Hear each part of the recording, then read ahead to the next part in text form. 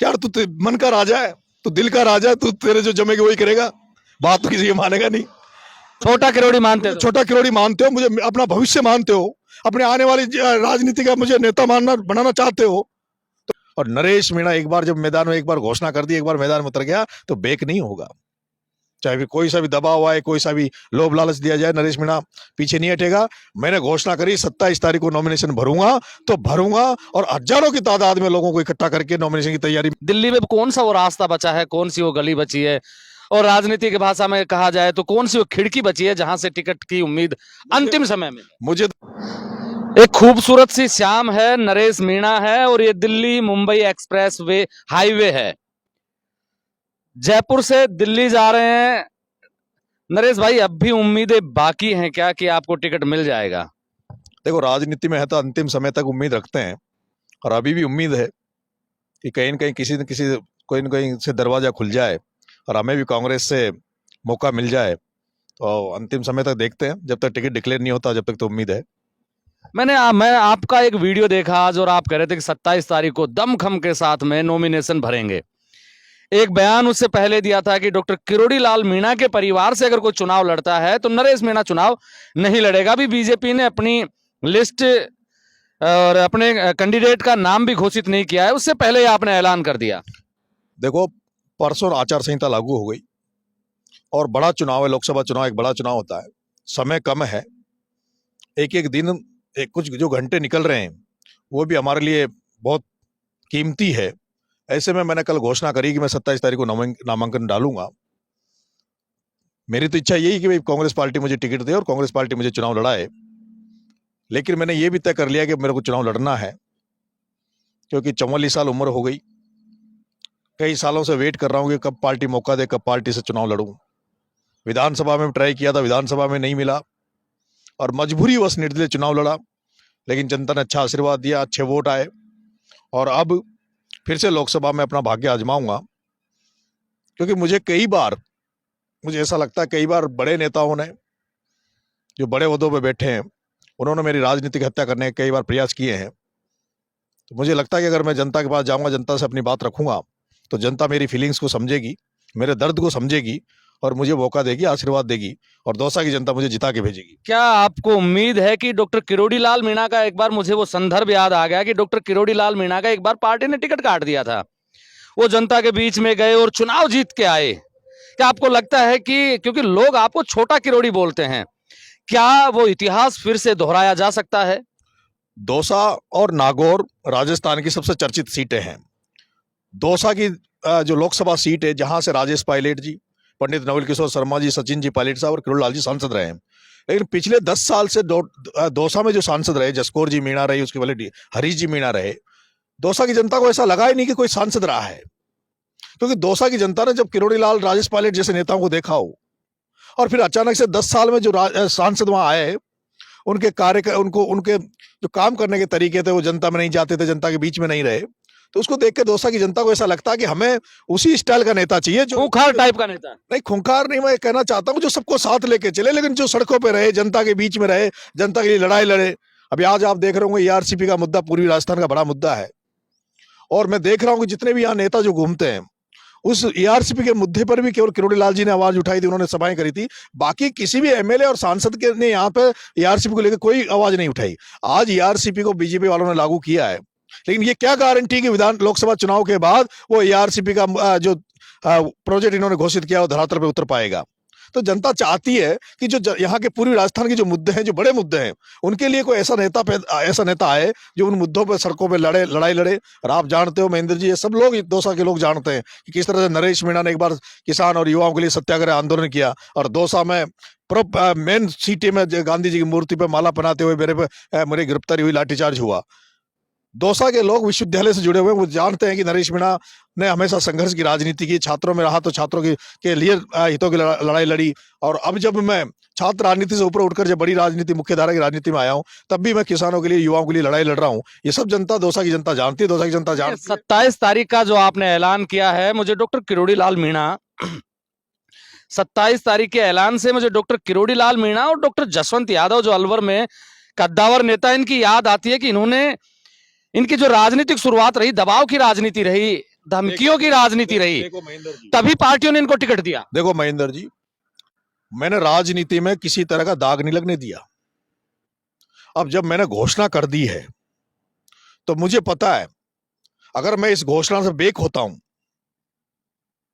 मैं इस घोषणा से अगर चुनाव, अब भी मैंने जब घोषणा करने के बाद अगर मैं चुनाव नहीं लड़ता हूं तो मेरे पे ये भी दाग लगेगा कि कहीं मैंने किसी तरह का समझौता तो नहीं कर लिया, मैंने किसी से कोई पैसे का लेन देन के दबाव में आकर तो समझौता नहीं कर लिया। और नरेश मीणा एक बार जब मैदान में, एक बार घोषणा कर दी, एक बार मैदान में उतर गया तो बेक नहीं होगा। चाहे भी कोई सा भी दबाव आए, कोई सा भी लोभ लालच दिया जाए, नरेश मीणा पीछे नहीं हटेगा। मैंने घोषणा करी 27 तारीख को नॉमिनेशन भरूंगा तो भरूंगा, और हजारों की तादाद में लोगों को इकट्ठा करके नॉमिनेशन की तैयारी मैंने आज से चालू कर दी। आज मैं कार्यालय देख के आया हूं अभी दौसा, और मैंने आज से मेरी युवा टीम को लगा दिया। पीले चावल हम गाँव जाके पीले चावल बांटेंगे। अभी मैं एक दो दिन टिकट का और वेट कर रहा हूँ, कांग्रेस और बीजेपी के टिकटों का इंतजार कर रहा हूँ।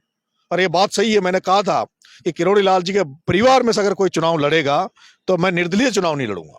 मैंने कहा कि अगर उनके परिवार में कोई चुनाव लड़ता है तो मैं निर्दलीय चुनाव नहीं लड़ूंगा, क्योंकि मैं ये जानता हूं कि लोकसभा का एक बड़ा चुनाव होता है जिसमें बहुत बड़ी टीम की आपको जरूरत होती है। और आप जानते होंगे कि जो उनके समर्थक है वही मेरे समर्थक है, ज्यादातर हमारे समर्थक वो हैं जो उनको चाहने वाले, वो मेरे को चाहने वाले लोग हैं। तो मैं चाहता हूं कि लोकसभा का चुनाव मैं लड़ूं तो इसलिए कंडीशन में लड़ूं कि मैं चुनाव जीतूं। और मेरा जो अंदाजा लग रहा है, जो कैंडिडेट वहां आएंगे, वो मुझे ऐसा लग रहा है कि कांग्रेस और बीजेपी से जो कैंडिडेट आने वाले हैं उन पर नरेश मीणा भारी पड़ेगा। कांग्रेस से कह रहे हो कि कांग्रेस और बीजेपी से मतलब नाउम्मीद है बिल्कुल भी? हाँ, मुझे तो अभी तो उम्मीद नहीं है, अभी तो देख रहे हैं, लेकिन तो दिल्ली में कौन सा वो रास्ता बचा है, कौन सी वो गली बची है, और राजनीति की भाषा में कहा जाए तो कौन सी वो खिड़की बची है जहां से टिकट की उम्मीद अंतिम समय में? मुझे तो एक ही नेता से उम्मीद है, वो है सचिन पायलट। एक ही नेता से उम्मीद है, सचिन पायलट से। पहले भी मैंने विधानसभा के चुनाव के पहले तो विधानसभा चुनाव में तो मैंने सचिन पायलट के अलावा किसी भी कांग्रेस के किसी भी नेता का दरवाजा नहीं देखा था। लेकिन अभी जब मैं आजकल सचिन पायलट का जलवा कुछ दिखाई दे रहा है कि आपकी बार मदद नहीं कर पाएंगे क्या? मुझे उम्मीद है, मैंने तो उनकी छोटा भाई बनकर उनकी सेवा करी है। जब कभी जहां कहीं भी मुझे लगा कि पायलट साहब को मेरी जरूरत है, मैं वहां खड़ा रहा। जब उन्होंने अजमेर से पैदल यात्रा निकाली, 5 दिन में उनके साथ पैदल चला। जब उन्होंने ब्लड डोनेशन का आह्वान देश में, राजस्थान में किया, तो सबसे ज्यादा ब्लड डोनेशन का यूनिट मैंने 12 में कैंप लगाया। जब उन्होंने वृक्षारोपण का आह्वान किया तो मैंने मेरे एरिया में सबसे ज्यादा वृक्षारोपण उनके जन्मदिन पे किया। मुझे उम्मीद है पायलट साहब मेरे बारे में सोचेंगे और मुझे टिकट दिलाएंगे। अगर मान लीजिए नहीं देते हैं, आप कह रहे थे कि मुझे पता है कि बीजेपी और कांग्रेस से कौन कौन आने वाले हैं, उन पे भारी पड़ेंगे, वो किस तरीके से भारी पड़ने वाले हो? तो मेरे पास कोई रास्ता ही नहीं है। मैं पिछले 6 महीने से कांग्रेस ज्वाइन करने के लिए भाग रहा हूं। आदरणीय डोटासरा जी से मिल लिया, गहलोत साहब से भी मिल लिया, जूली साहब से भी मिल लिया, पायलट साहब मेरे नेता हैं ही।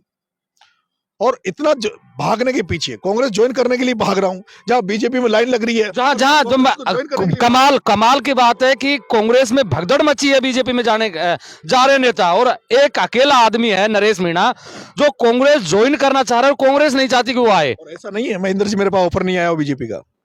मेरे को ऑफर भी दिया गया था जिस दिन आचार संहिता लग रही थी, 3 बजे आचार संहिता लगी, उसके पहले ये कहा गया कि 3 बजे के पहले अगर आप बीजेपी करते हो तो हम आपको लाल बत्ती देंगे।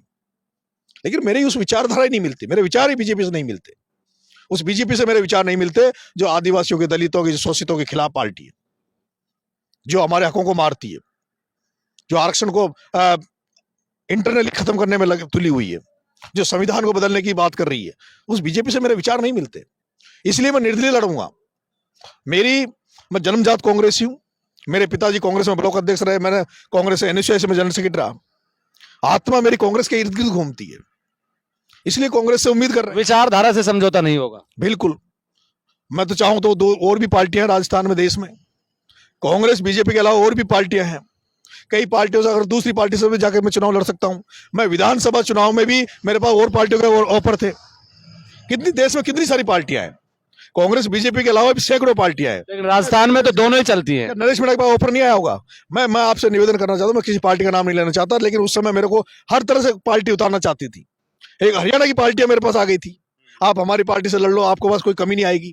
लेकिन निर्दलीय लड़ा, और फिर निर्दलीय लड़के फिर भी वापस कांग्रेस में गया। लेकिन कांग्रेस में दरवाजे खटखटा रहा हूँ, कुंडी खटखटा रहा हूँ, कोई कहीं कोई गेट। कांग्रेस की ऐसी हालत क्यों, नेताओं की सुन क्यों नहीं रही है कांग्रेस? नरेश मीणा जैसे एक कार्यकर्ता, उसको मनाया भी तो जा सकता है। अभी तो कांग्रेस जाने, कांग्रेस का हाईकमान जाने। किसको डर है कांग्रेस में जाने से? किसको डर है? आप अगर आप कांग्रेस में जाते हैं तो सबसे ज्यादा किसको डर है?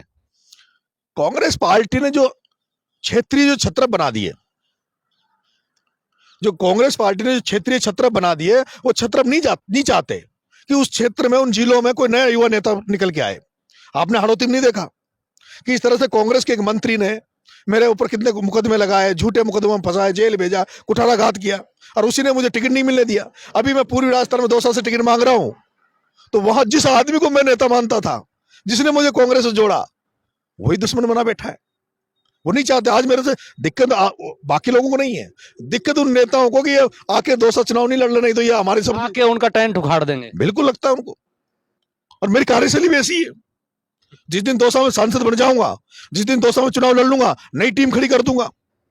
जो ये नेता मंत्री संतरी जो अपने बेटियों को बेटों को नेता बनाना चाहते हैं, उनकी दुकानें बंद कर दूंगा, नए लड़कों को खड़ा कर दूंगा, नए लड़कों को एमएलए प्रधान बनाऊंगा, प्रमुख बनाऊंगा। ये इशारा मुरारी लाल मीणा की तरफ तो नहीं है कहीं आपका? उन सब नेताओं पे जो अपने बच्चों को नेता बनाना चाहते हैं।